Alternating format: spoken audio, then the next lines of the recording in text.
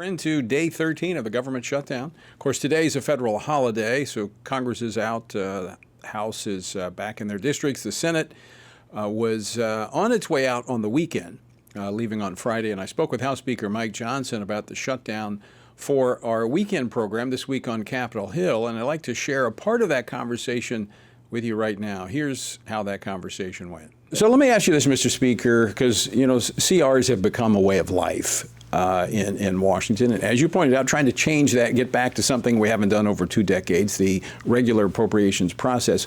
But normally those continuing resolutions contain, you know, what some would call poison pills or something to make them distasteful to the other side, policy initiatives that the majority party puts in.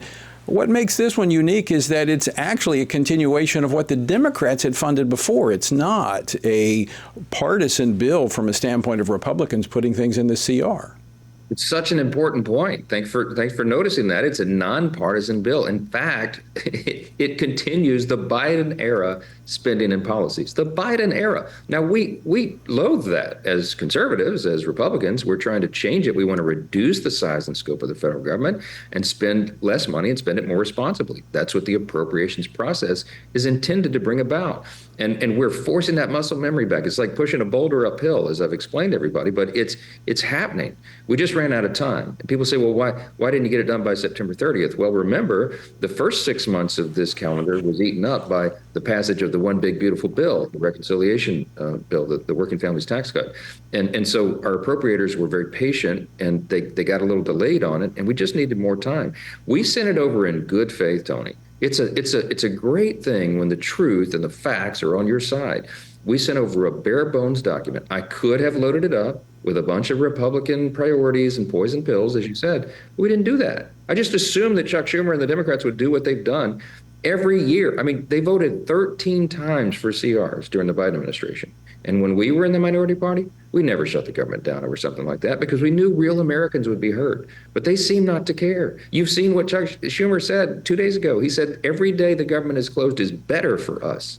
It is stunning to me that they say these things out loud. He tried to clean up on aisle 5 after that. But that tells you what they really think. He's getting accolades from the far left.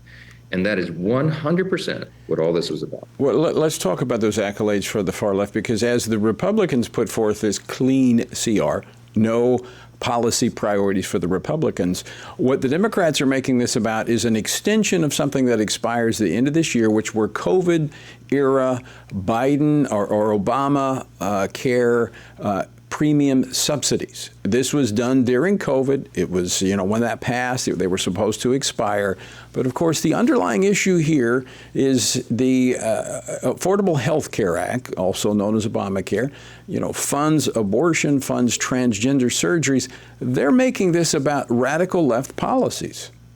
They are. And never forget, when the government subsidizes something, it means it's not working. Obamacare did not achieve what they promised everyone that it would. It was supposed to bring down the cost of care. It's done the opposite. Premiums gone up 60% since Obamacare became the law in 2010.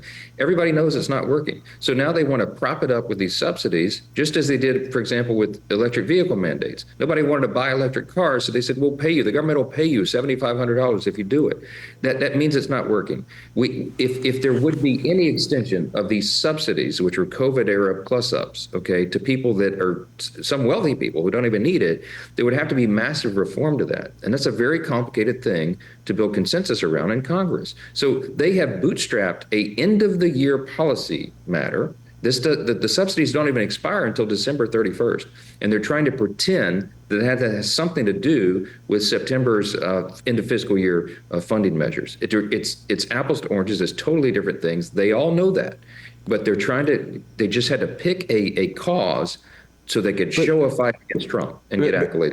But, Mr. Speaker, the Republicans have never supported these subsidies. So why do they think they would vote for them now? What's the off-ramp for the Democrats here with this shutdown that they now own?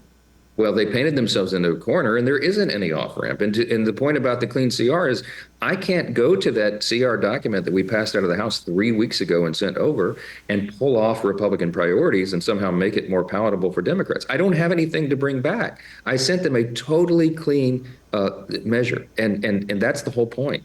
They are not operating in good faith. They are lying to the American people, and they're trying to mislead people so that Chuck Schumer can appease the Marxist left. This is reality. There's a rising Marxist movement in the Democratic Party right now. They're about to elect a mayor of New York City who is that ideology. Chuck Schumer serves from the state of New York, and he's terrified he's going to get a challenge in his next Senate reelection. That is all this is about.